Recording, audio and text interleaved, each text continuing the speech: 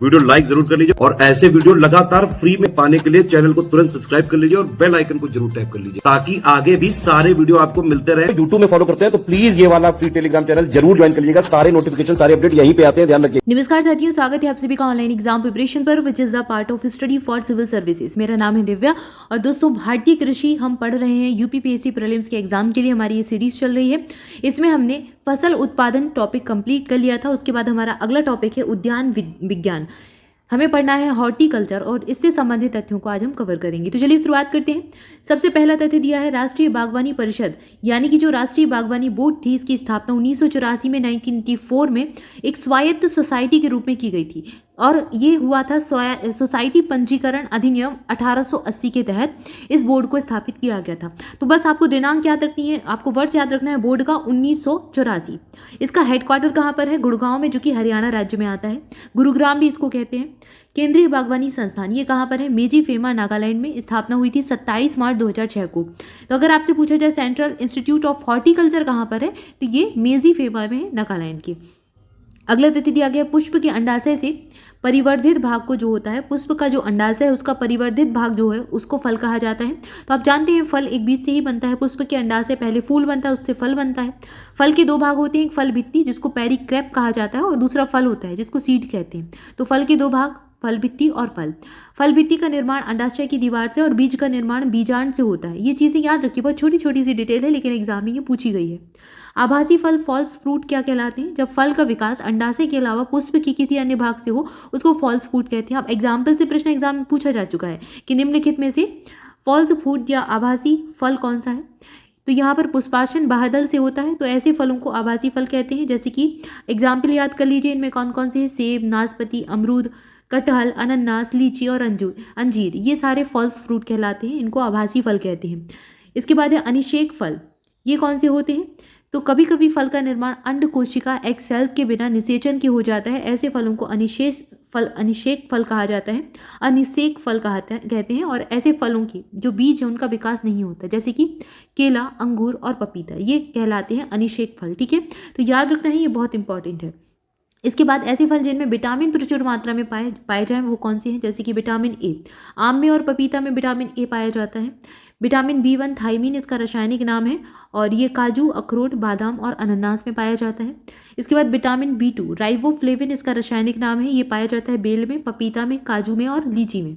Vitamin C सभी खट्टे फलों में अधिकांशतः पाया जाता है, जैसे बारबेडोस चेरी हुई, आंवला, अमरूद, नींबू, मीठ नारंगी और मीठा नारंगी है यहाँ पर लेमन, यानी कि जो आपका नींबू होता है उसमें।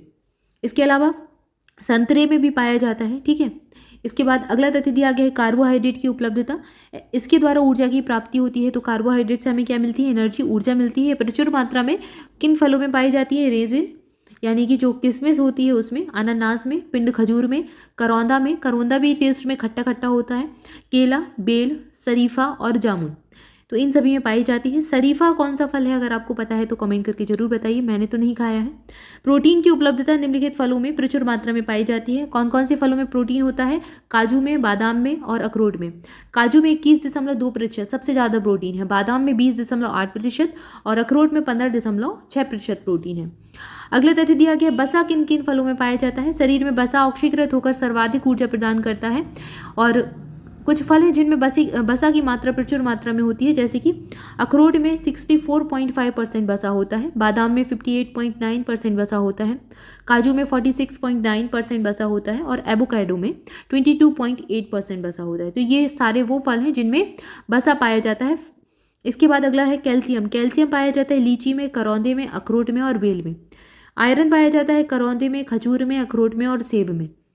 इसके बाद फास्फोरस किन फलों में होता है? बादाम, काजू, अखरोट, लीची। आप देख रहे हो अखरोट में कितनी सारी न्यूट्रिशंस पाए जाते हैं, कितनी सारी चीज़ें हैं, कैल्शियम भी है, आयरन भी है, फास्फोरस भी है, बसा भी है और यहाँ प्रोटीन भी है अखरोट में। तो अगर आपने अखरोट खा लिया तो काफ़ी सारी चीज़ें मिल जाएंगी। अखरोट दिखता भी ब्रेन की तरह है, खाना चाहिए, दिमाग भी इससे अच्छा होता है। इसके बाद अगला फल है आम। आम के बारे में हम जानेंगे। आम का वानस्पतिक नाम मैंजीफेरा इंडिका होता है और ये एनाकार्डियेसी कुल का है। इसकी उत्पत्ति स्थान है इंडो वर्मा क्षेत्र और आम फलों का राजा कहते हैं। ठीक है, ये तो आप जानते ही हैं, बचपन से पढ़ते आ रहे हैं। आम के पेड़ में द्विलिंगी और एकलिंगी नर पुष्प एक ही पेड़ पर पैदा होते हैं और इसके पके जो फल हैं उनमें विटामिन ए और विटामिन सी उत्तम मात्रा में होता है। तो खट्टा खट्टा खट्टा भी होता है, मीठा मीठा भी होता है, खट्टा मीठा होता है। तो खट्टे के कारण विटामिन सी हो गया और विटामिन ए पाया जाता है। आम के प्रसारण की व्यावसायिक विधि बीनियर क्राफ्टिंग कहलाती है और इसके परागण के लिए घर की मक्खियों का विशेष योगदान होता है। आम की कुछ महत्वपूर्ण किस्में हैं जिसमें आम्रपाली बहुत फेमस है और एग्जाम में पूछी गई है। आम्रपाली निम्नलिखित में से किस फल की किस्में हैं? याद रखना है, तो ये आम की किस्में हैं और इसका विकास दशहरी और नीलम के क्रॉस से हुआ है। भारतीय कृषि अनुसंधान संस्थान नई दिल्ली के द्वारा इसको किया गया था। आम्रपाली का विकास किया है संकर तकनीक से। दशहरी और नीलम आम की जो प्रजातियां हैं इनको मिलाकर इसको बनाया है और ये हमारे नई दिल्ली के संस्थान में IARI में बना है। इस प्रजाति के पौधे बोने होते हैं छोटे छोटे, यानी कि, और यह किस्म सघन बागवानी के लिए अच्छी होती है। इसके 1600 पौधे प्रति हेक्टेयर तक लगाए जाते हैं और इसे किचन गार्डन प्रजाति की संज्ञा भी दी गई है और यह एक नियमित फसल वाली प्रजाति होती है। इसके बाद मल्लिका दूसरी प्रजाति है। इस किस्म का संकरण नई दिल्ली के द्वारा किया गया था, IARI के द्वारा, और यह जाति गुच्छा रोग से प्रभावित भी होती है। सिंधु एक प्रजाति आम की है। आम्रपाली, मल्लिका, सिंधु, निरंजन, लंगड़ा आम, नीलम आम, अरुणिका आम, ये सारे आम की प्रजातियां हैं। तो सिंधु एक नई किस्म है, महाराष्ट्र के द्वारा निकाली गई है। रत्ना और अल्फांसो के क्रॉस संकर से इसको बनाया गया है। रत्ना भी आम की ही किस्म है और इस किस्म के फल में गुठली नहीं होती। यह विश्व में एकमात्र बीज रहित प्रजाति होती है। निरंजन यह एक बेमौसमी आम होती है, बेमौसमी किस्म है और इस किस्म के पेड़ जून जुलाई में नियमित फलते हैं। लंगड़ा आम ये काफ़ी उत्तर प्रदेश और बिहार के क्षेत्र में प्रसिद्ध है और इस किस्म में विटामिन सी प्रचुर मात्रा में पाया जाता है। नीलम ये अधिक पकने वाली किस्म है और यह किस्म दक्षिण भारत में वर्ष में 2 बार फल देती है और काफ़ी महंगा भी आता है। ये तोतापरी, नीलम बहुत महंगे आते हैं। अरुणिका यह आम की संकर प्रजाति है जो आम्रपाली और वनराज के क्रॉस संकर से विकसित हुई है और इसमें विटामिन सी और कैरोटीन समृद्ध मात्रा में पाया जाता है। और इसमें आम की जो नवीन किस्में हैं वो कौन सी हैं? इसमें पूसा श्रेष्ठ, पूसा प्रतिमा, पूसा लालिमा और पूसा पीताम्बर है। भारत में आम की निर्यातक किस्में हैं जिनको निर्यात किया जाता है, हापुस, अल्फांसो, केसर और गुलाब खास। तमिलनाडु राज्य के कन्याकुमारी जिले में वर्ष में आम की 2 फसल उगाई जाती हैं, फसल ली जाती हैं। इसके बाद एक होता है बेंगालोरा जिसको तोतापरी या तोतापुरी आम कहते हैं। नीलम, आम्रपाली ये आम की नियमित फसल वाली किस्म प्रजातियां हैं। गुच्छा जो है ये आम का एक रोग है, आप जानते हैं, अभी पहले पढ़ लिया। और स्पंजी ऊतक ये आम के प्रमुख रोग हैं। इनके अलावा आम के एकांतरित फलन की समस्या भी इसमें पाई जाती है। मिलीबग आम का एक प्रमुख हानिकारक कीट है। इस फल का आंतरिक ऊतक क्षय रोग बोरॉन की कमी से होता है। तो यहाँ याद रखिए कि क्षय रोग जो है बोरॉन की कमी से हो जाता है। इसके बाद अगली फसल है केला। केला का वनस्पतिक नाम होता है मुसा पैराडिसियाका और ये मुजैसी कुल का है। इसकी उत्पत्ति स्थान है दक्षिण पूर्वी एशिया। केले में 27% तक कार्बोहाइड्रेट पाया जाता है और इसमें विटामिन ए, बी और सी प्रचुर मात्रा में पाए जाते हैं। केले की अधिकांश जो किस्में हैं त्रिगुणित होती हैं, यानी कि ट्राइप्लॉइड होती हैं और इसी कारण से इसमें बीज नहीं बनता। ये एक ऐसी फसल है जिसमें बीज नहीं होता, बिना बीज के ये फल होता है। सब्जी की किस्म मंथन के सिर्फ ग्लूकोज पाया जाता है, मतलब जो सब्जी की किस्म है एक मंथन उसमें सिर्फ ग्लूकोज पाया जाता है।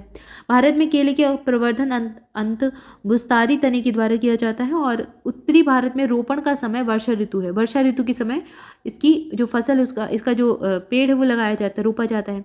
मालाबार में सितंबर अक्टूबर में करते हैं। तो ये अलग अलग क्षेत्रों में अलग अलग समय में इसको उगाया जाता है। केले में वानस्पतिक अनिषेचक जनता पाई जाती है और पूवन, बसराई, नेंद्रन, सफ़ेद बेलची और हरी छाल ये सारे जो हैं ये केलों की किस्में हैं। ठीक है, हरी छाल हुई, सफ़ेद बेलची हुई, नेंद्रक हुई, बसराई और पूवन। इसके अलावा केले में सीगा टोका एक भयंकर रोग पाया जाता है जिसको सीगा टोका कहते हैं। इसका नाम बस याद रख लें, सीगा टोका। ठीक है, अब इसको ऐसे याद कर सकते हैं, जो केले का पेड़ है सीधा खड़ा रहता है तो सीधा सीगा टोका, बिना किसी रोक टोक के खड़ा रहता है। मौको केले का जीवाणु जनित रोग है और केले की नरेंद्र किस्म चिप्स बनाने के लिए उत्तम रहती है। केले के चिप्स भी काफ़ी मतलब रहते हैं, लोकप्रिय होते हैं, काफ़ी लोग पसंद करते हैं और ये फरारू भी होते हैं। और साउथ में बहुत केले की किस्म, मतलब केले के जो चिप्स हैं बहुत खाए जाते हैं। उत्तर प्रदेश के लिए हरी छाल, बसराई, बल्लाह, कोहिया ये सब्जी की अच्छी किस्में हैं। केले में पनामा म्लानी रोग भी पाया जाता है जो कि कवक के कारण होता है। इसमें याद रखिए कि कौन सा जीवाणु से है, जैसे कि ये मौको रोग है, ये जीवाणु से होता है। और ये जो अभी आपने मिलानी पढ़ा, पनामा मिलानी रोग, ये कवक से होता है। केला का पूवन किस्म रोग अवरोधी किस्म है। केले का पूवन किस्म एक रोग है, इस रोग की अवरोधी किस्म है, याद रखिए। ट्रॉपिकल रेस 4 एक केले का नया रोग है और यह पनामा रोग का ही एक उपप्रकार है। यह रोग केले के कावेन और डिस प्रजाति के लिए अत्यधिक हानिकारक पाया जाता है। कावेंडिस केले की एक विश्व प्रसिद्ध प्रजाति है जिसका वैश्विक उत्पादन में लगभग 47% योगदान है। और बंची टॉपिक विषाणु जनित रोग है जिसका जो माहू के द्वारा फैलता है। तो ये केले के कुछ रोग हैं। केले की कृत्रिम रूप से पकाने के लिए हम इथ्रेल का यूज़ करते हैं और इससे इथाइलिन गैस निकलती है। ये चीज़ पूछी जा सकती है एग्जाम में। केले का भंडारण 13 डिग्री सेंटीग्रेड तापमान पर और 85 से 95% अपेक्षित आर्द्रता पर 3 सप्ताह के लिए किया जा सकता है। केले के फल को पकाने के लिए 20 डिग्री सेंटीग्रेड तापमान उपयुक्त होता है। ये बहुत इंपॉर्टेंट थे, याद रखिएगा। राष्ट्रीय केला अनुसंधान केंद्र कहाँ है? त्रिची में है, त्रिचुरापल्ली तमिलनाडु में अवस्थित है। इसके बाद अगली फसल है पपीता। पपीता का वानस्पतिक नाम है केरिका पपाया और इसका कुल है केरिकेसी। इसकी उत्पत्ति स्थान है उष्ण अमेरिका यानी दक्षिण मैक्सिको, कोस्टारिका में। पूसा नन्हा और Washington, Pusa majesty, Honey due और पूसा जायंट ये पपीते की किस्में हैं। कोयम्बटूर 1 और 2 पपेन उत्पादन की प्रसिद्ध किस्में हैं। पपेन पपीते के फल का सुखाया हुआ दूध कहलाता है और इसकी सफल खेती के लिए खेत में 10% नर पौधे का होना आवश्यक होता है। इसके बाद अगला फल है अमरूद। अमरूद का वानस्पतिक नाम होता है सीडियम गुवाजावा, इसलिए इसको गुआवा भी कहा जाता है। और इसका जो कुल है वो है मिर्टेशी कुल। इसकी उत्पत्ति उष्ण अमेरिका में ही हुई है। अमरूद को गरीबों का सेब कहा जाता है। ये प्रश्न पूछा गया है रेलवे वगैरह में। उत्तर प्रदेश में इलाहाबाद क्षेत्र में देश भर में उत्तम अमरूद पाए जाते हैं, उत्तम अमरूद के लिए प्रसिद्ध है। अमरूद में विशेष तौर पर विटामिन सी पर्याप्त मात्रा में होता है क्योंकि खट्टा भी होता है स्वाद में।